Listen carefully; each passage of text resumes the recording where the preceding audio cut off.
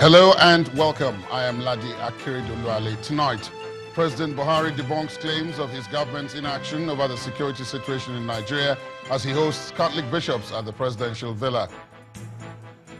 Vice President Yemi Osinbajo backs establishment of state police, says no better time than now to adopt the system for Nigeria's peaceful coexistence. United Nations unveils 2018 humanitarian response plan for the Northeast to address the plight of 6.1 million persons displaced by insurgency and climate change.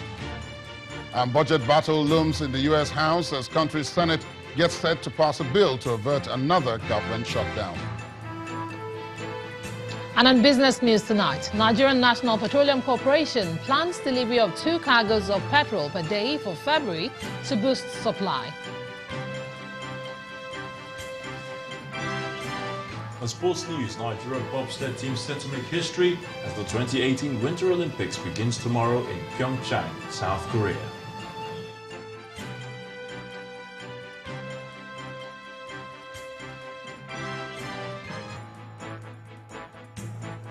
Manipulation by the Attorney General of the Federation and the acting chairman of the EFCC.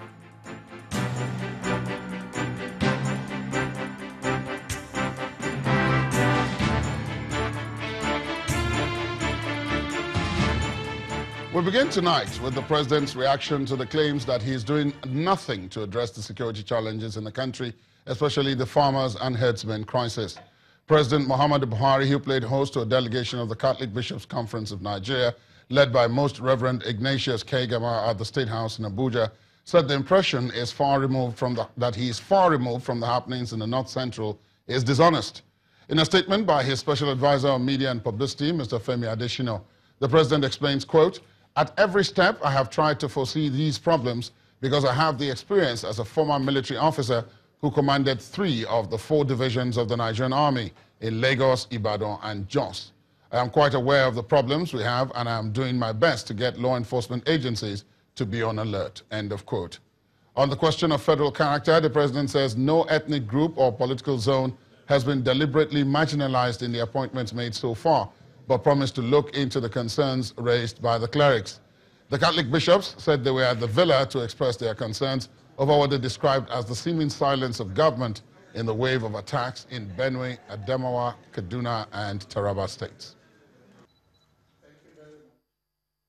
He just wanted to identify some of these areas so that he will be aware and he can use the opportunity he has as the leader of this nation to correct and to sanitize things for the good of all of us. And the concerns of insecurity, the concerns of poverty, our young people unemployed and idle away and resort to hard drugs and very violent behavior.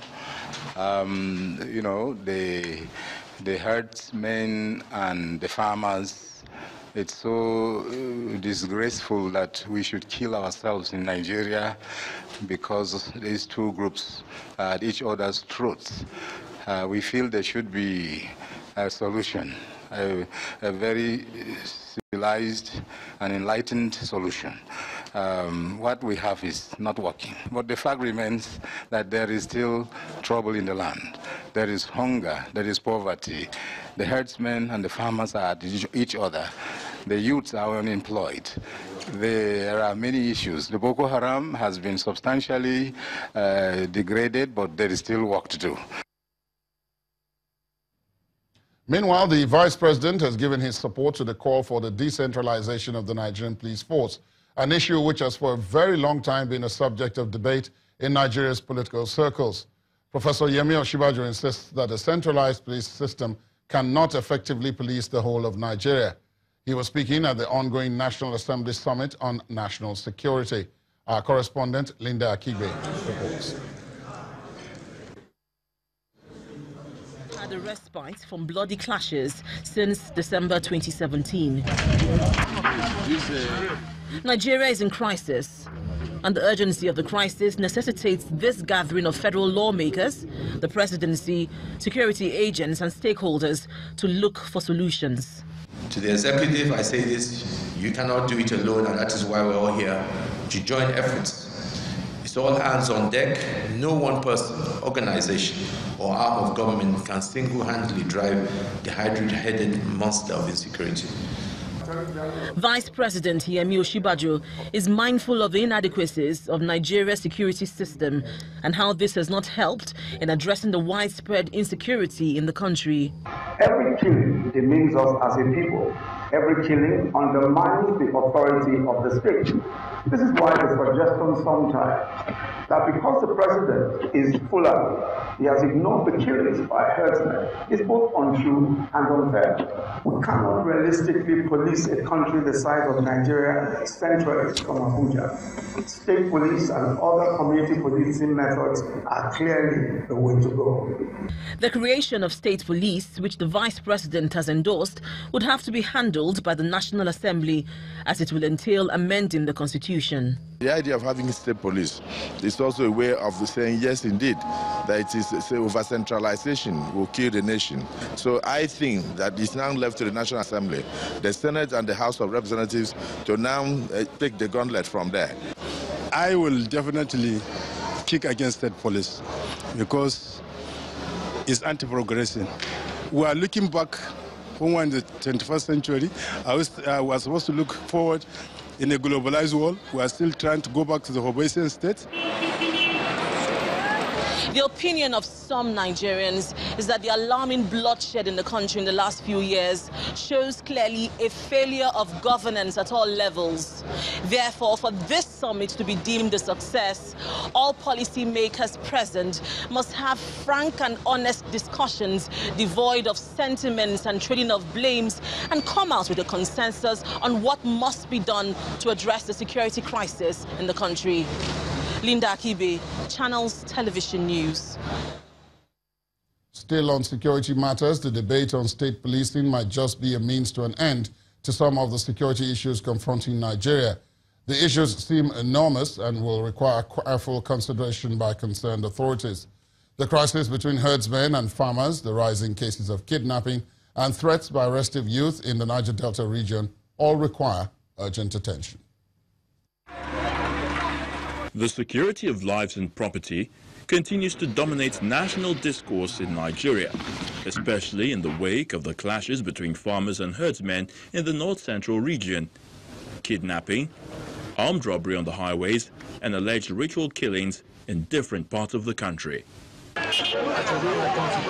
Top on the list indeed is the herdsmen and farmers crisis, and the outcry that has trailed the killings in the north-central region, particularly in Benue State, where residents now live in fear. The fear of unforeseen attacks and possible reprisal by aggrieved groups. Kidnapping for ransom was on the rise and has become attractive to criminal elements. The Gulf of Guinea accounts for more than 50% of the global kidnappings for ransom, and in Nigeria, the act keeps growing by the day. Everyone is asking for an immediate solution to these problems, but the president seems to be the only one with the right answer. The attacks by suspected herdsmen and other bandits will not be tolerated. I appeal to all Nigerians to refrain from refraining attacks. The security agencies have standing instruction to arrest and prosecute any and all persons found with illegal arms. These have not completely overshadowed the 9-year-old fight against Boko Haram insurgents in the northeast. Although the military claims it is winning the war and has taken over the heart of the battlefield in Sambisa Forest, there are still pockets of attacks in the region, especially by suicide bombers. Perhaps a justification for the planned withdrawal of $1 billion from the ex-escrowed account to finish the fight. The near relative peace enjoyed in the oil-rich Niger Delta region is also being threatened, as militant groups are threatening to take up arms against the nation and blow off the oil installations, which may put the economy set to be picking up following the recession on a downward spiral. Obviously, there is so much for the present government to contend with. Each of these security issues deserve the needed attention, not only from service chiefs, but also from elected public officers.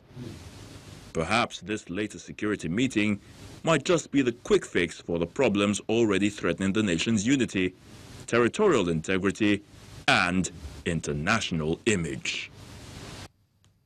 Now let's take this discussion on security a notch further. Joining me on the news at 10 is a security expert, retired Colonel Francis Okosun. Colonel, thank you so much for joining us on the news. Thank you so much, Laddie. Now, state police, this bugbear has reared its head again. Yeah. Is the Vice President right? Is this the way to go at this point?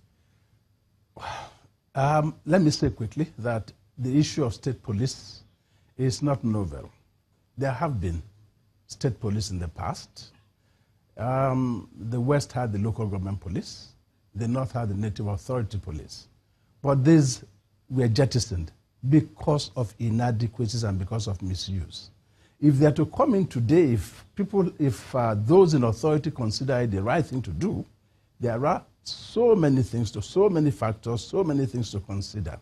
How do you set up a police at the state level that will be people-centric, altruistic, will not be used against political opponents? And come on, laddie, how do you fund a state police? How does Osun State, that has not paid salaries for upwards of 11, 12 months, run a police service?